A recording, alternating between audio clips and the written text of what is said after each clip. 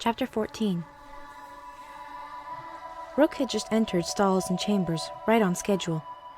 She had no power in her voice, but she was a sweet singer, and pleased everyone who heard her. Still, she was afraid. Stalls and chambers was a greater step than those between Brone and Bell, or Bell and Breeze. Here she was one of the youngest, and in her chamber she was the youngest. Only one thing helped her forget her timidity. This was the 7th chamber, Anset's chamber. "Will Anset come?" Rook asked a boy sitting near her. "Not today." Rook did not show her disappointment. She sang it. "I know," said the boy, "but it hardly matters. He never sang here anyway." Rook had heard rumors of that, but hadn't believed them. Not let Anset sing? But it wasn't true. And she murmured a song of the injustice of Anset's banning. "Don't I know it?" said the boy. "I once sang just such a song in my chamber. My name's Lair." "Rook." "I've heard of you. You're the one who first sang the love song to Anset." It was a bond. They had both given something, even dared something for Anset. Chamber began then, and their conversation ceased. Lair was part of a trio that day. He took the high part, and did a thin, high drone that changed only rarely. Yet it was still the controlling voice in the trio, the center to which the other two voices always returned. By subordinating his own virtuosity, he had made the song unusually good. Rook liked him even more for his own sake now, not just for Anset's. After chamber, without particularly deciding it, they went to Anset's stall. He was called to the Songmaster in the high room, just before chamber. Perhaps he'll be back now. Usually Este comes to him as master, so it may be that she called him up there to lift the ban. "I hope so," Rook said. They knocked at Anset's door.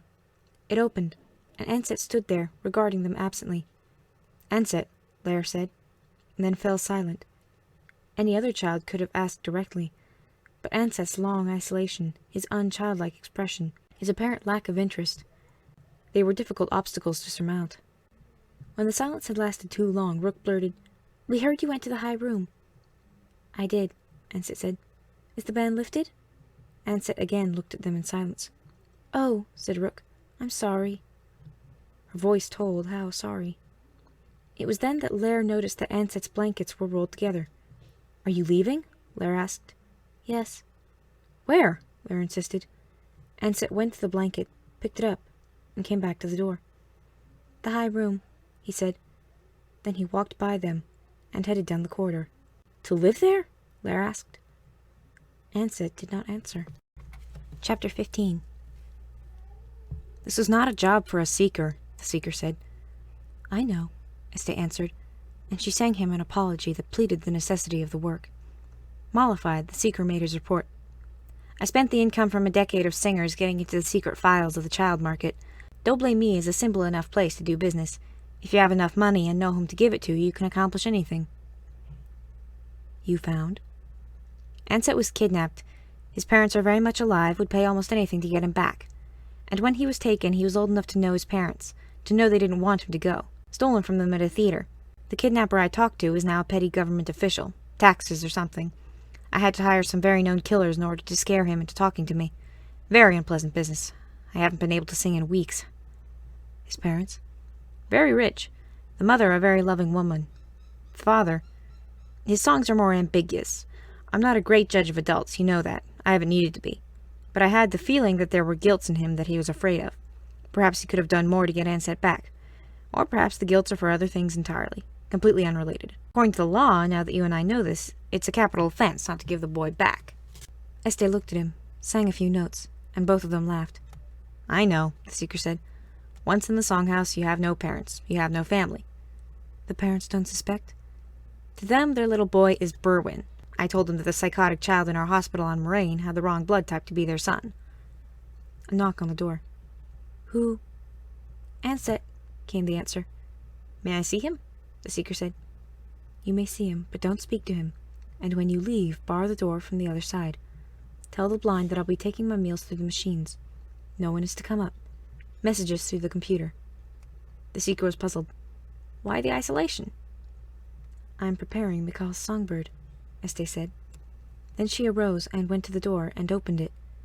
Anset came in, holding his blanket roll unconcernedly. He looked at the seeker without curiosity. The seeker looked at him too, but but not so unemotionally. 2 years of tracing Anset's past had given the boy unusual importance in the Seeker's eyes. But as the Seeker watched, and saw the emptiness of Anset's face, he let himself show grief, and he sang his mourning to Este, briefly. She had told him not to speak, but some things could not, should not, go unsaid. The Seeker left.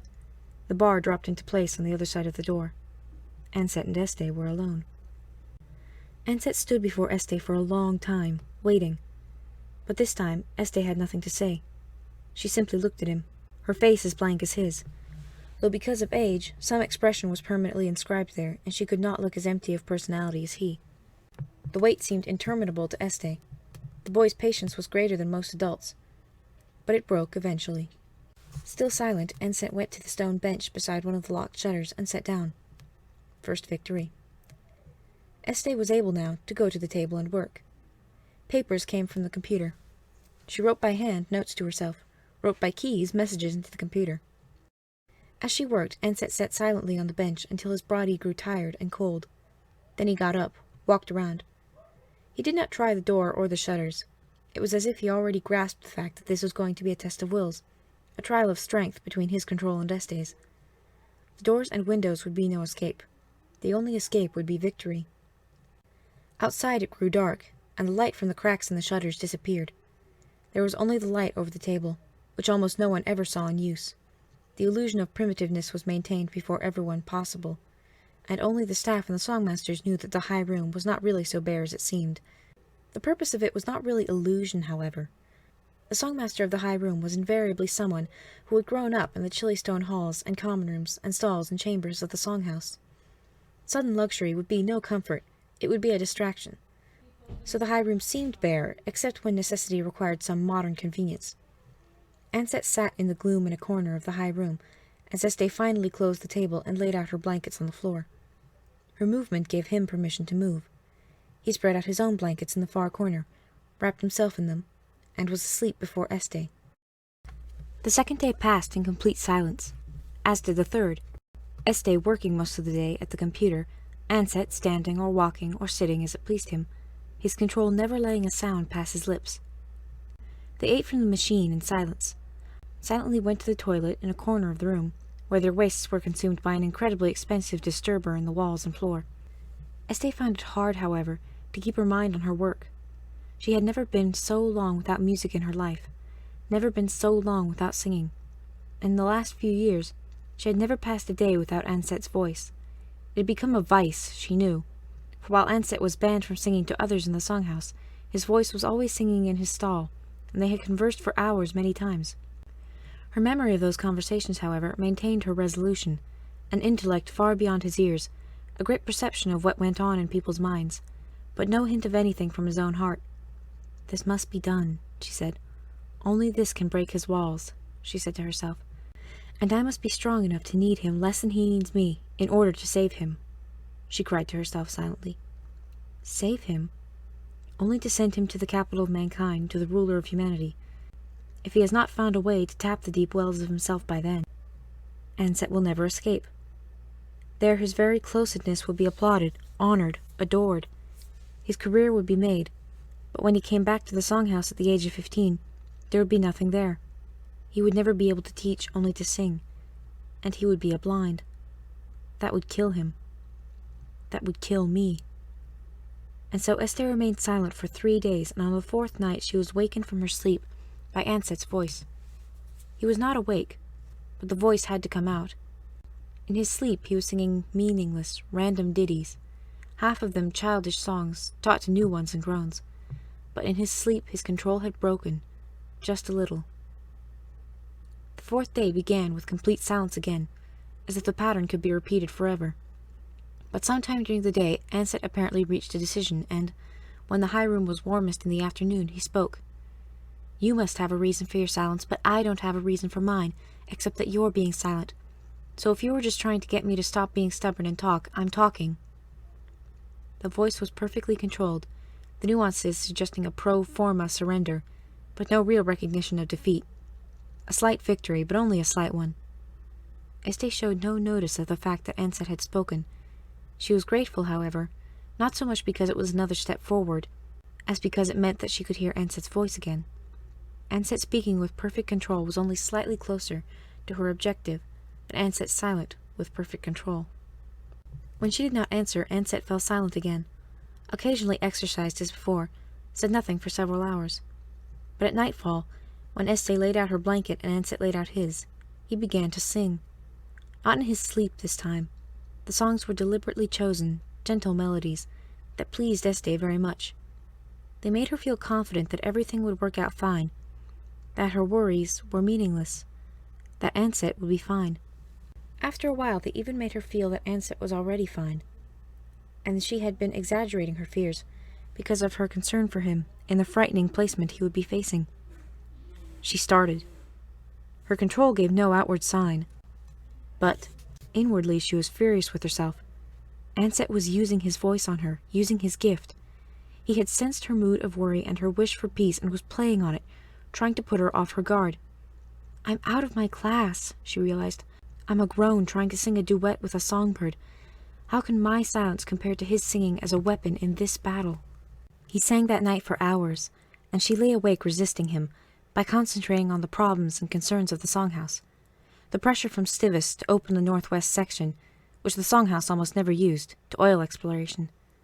The complaints by Wood that pirates were using the desert islands in the southwest as bases from which to pillage shipping in the Gulf.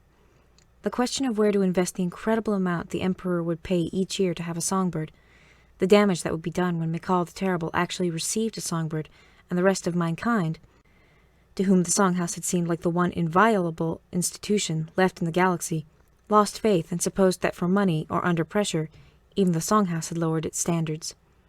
All these thoughts were enough to occupy days and weeks under normal circumstances, but Anset's song played around the edges, and while she was no longer trapped by them, she also could not completely escape them. Even after Anset gave up and went to sleep, she lay awake, dreading the next day. I was worried about how this would affect the boy, she thought ironically. It's my control that's in danger, not his. Anset sang to her sporadically through the next day, and she found that, awake, she could resist him better than in the weariness of evening. Yet the resistance took effort, and when evening came she was even more tired than before, and the ordeal was even harder. But her control did not break, and while Anset could sense emotions that her control hid from others, he apparently did not realize how close he had come to success. On the 6th day he fell silent again, much to her relief, and he showed signs of the tension on him. He exercised more often, he looked at her more often, and he touched the door twice.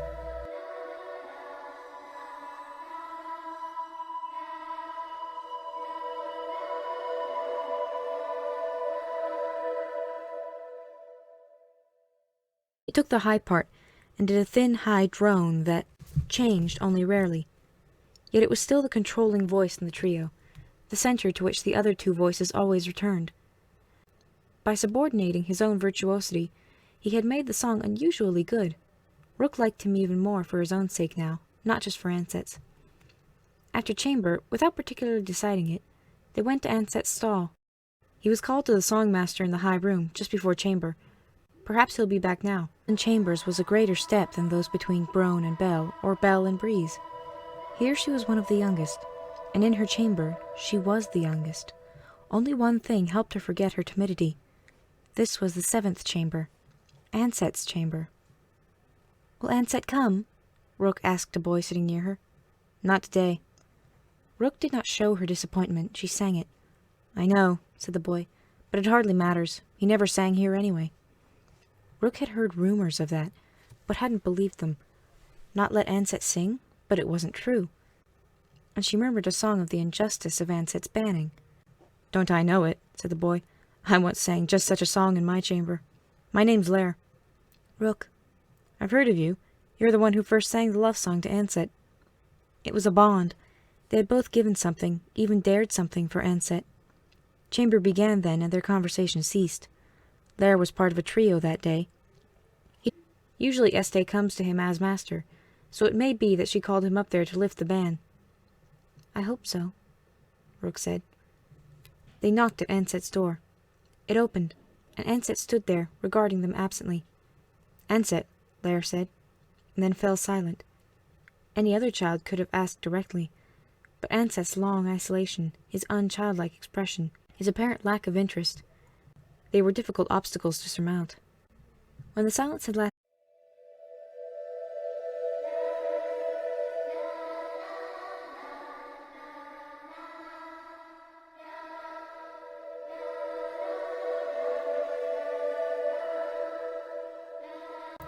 Chapter 14.